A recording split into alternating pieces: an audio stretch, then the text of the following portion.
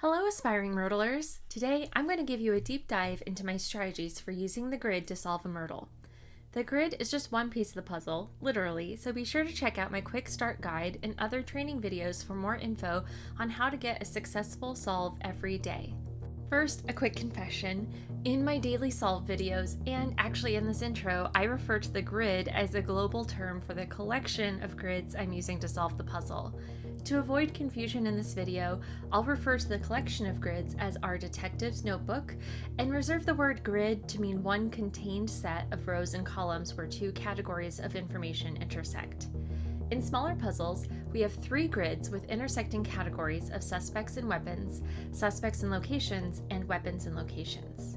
In larger puzzles, we have 6 grids with intersecting categories of suspects and weapons, suspects and locations, suspects and motives, locations and motives, weapons and motives, and finally, locations and weapons. Within the intersecting categories, you will have anywhere from a minimum of 3 to, I believe, a maximum of 6 elements within that category. The reason this is all important to know is that within each grid, or within each category intersection, we know we have a unique relationship for each of the elements within those categories. I've said it before, but repetition doesn't spoil the prayer. One suspect with one weapon in one location, and if we have motives, one motive. This unique relationship between elements becomes especially useful for mapping information to other grids, but we'll get to that in a moment. For now, let's discuss how we place information we have found within our grids.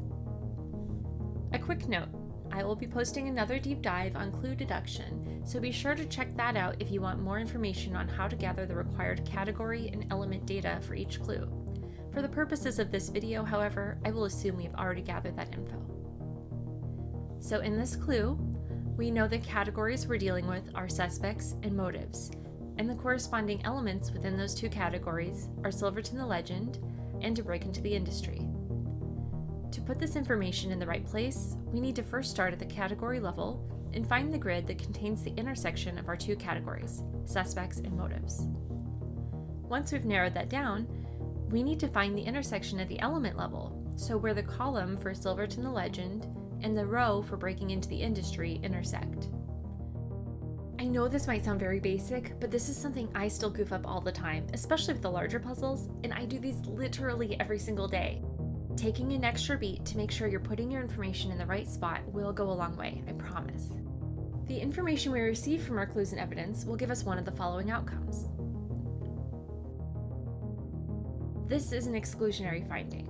It tells us that the combination of these two elements cannot exist, and we mark it with a red X. We get a lot more information with deterministic findings. These tell us that no other combination can exist for that pair within that grid.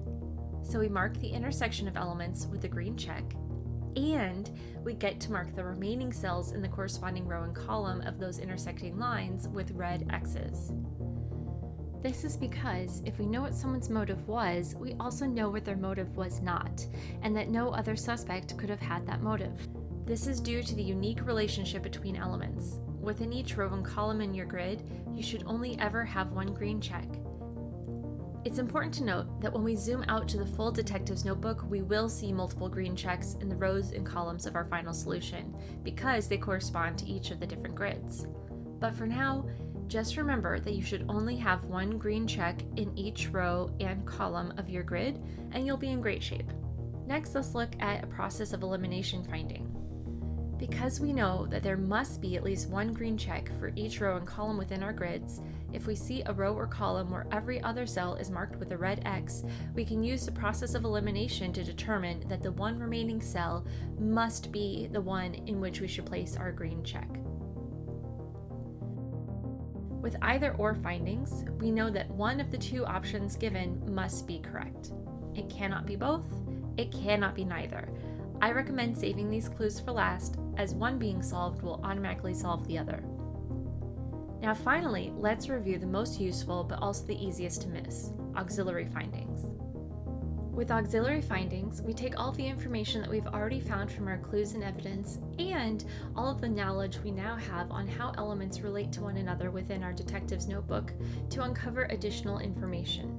Let's say that from our existing clues and evidence, we know that Silverton the Legend had the motive to break into the industry. Let's say you also had this clue. In addition to marking this information in the intersection of these elements under motives and locations, you would now also want to include it in suspects and locations for the elements Silverton the Legend and the parking lot. Why?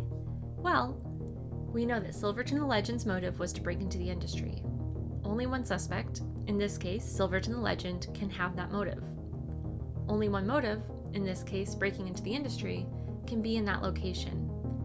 This means any additional information we gather about these elements can be used in the other grids based on their known associations. Let's assume that we've already found out that the rabid poodle was on the tennis courts, and then we received this clue.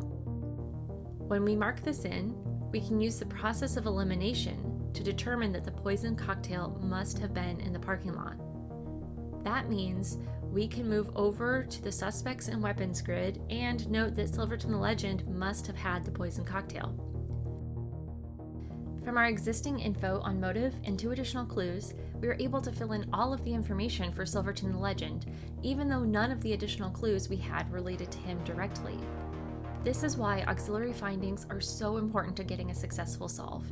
The clues will give you everything you need to find a solution, but not always directly, so if you're stuck, take an extra moment and look for any auxiliary findings you might have missed.